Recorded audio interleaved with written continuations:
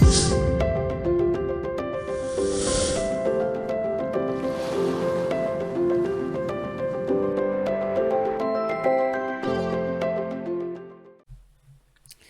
and welcome everyone. This is Jed with RKO. And today I'm going to talk to you about why should I start with a part-time business? Why should I start with a part-time business? Well, for most of us, we are trained by our parents, to go to school, get good grades, get a good job, and then eventually go to the workforce and work as a high income earner like a nurse, doctor, engineer, accountant, and all these professionals, which by itself is not bad, right? But in the long term, instead of when you want to get ahead in life, starting a part-time business will not only allow you to give you some extra time. So let's get into it. When you are, say, an employee, that's how we are trained. As an employee, you would trade your time for money, right? You get a per hour, you get an hourly rate. Same thing as a self-employed. Let's say you're a doctor, you have your own practice, all of these things. Both of these in these quadrants, right? You're trained as an employee. And if you need to make more or earn a little bit extra, you do double the time for double the money. Is that true? Well, technically, it's not because of taxes. As your income rises, your taxes rises. Hence, your efforts, right? If you put double the effort, it will not be equal double the money because of tax. And that's why, right, I encourage you to start a part-time business. And again, this is the cash quadrants, right, by Robert Kiyosaki. So on this other side, we have business owner and investor.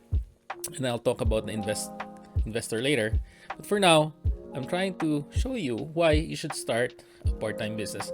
And this part-time business is something, you should like.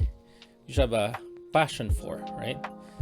And as much as possible, I would say, start home-based, right? Because as a home base, you don't have much of infrastructure, not a lot of overhead, right? For me personally, I was really interested in taxes, right? In finance, in investments, and that's where I started, right? I read a lot of books, I took a lot of courses, went to a lot of seminars, and even had a mentor or two to really show me around in this area.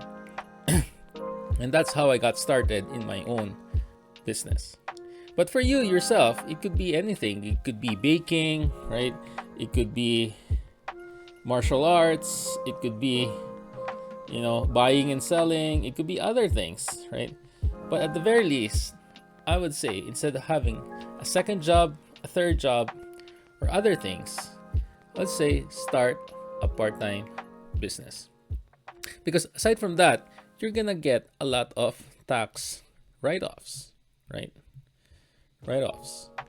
You can write off, what can you write off? You can write off your part of your house, right? Part of your bills from utilities in your house. Other utilities like your phone, right? You can write off your gas, you can write off your car, a bunch of other things. So even though in this business, your income may rise, but your taxes will not rise because of the write-off. It will be less, or it could be way less, right? So like I said, 100, if you look at it this way, 100,000 earned as an employee, you would probably net, maybe 60K. Whereas 100,000 earned as a business owner, right? You'd probably take home way more than that, maybe 70K or 80K. So even though you're making the same, if you're an employee versus a business owner, it is always better to make money as a business owner.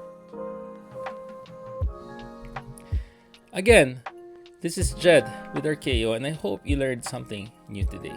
Whether you wanted to start a business or not, at the end of the day, it is your decision. But if you do decide and you want to learn more about how it affects your taxes and all these things, you can talk to me or stay tuned for more videos out there. So, Jed with RKO, thank you very much for your time and have a good day, my friend.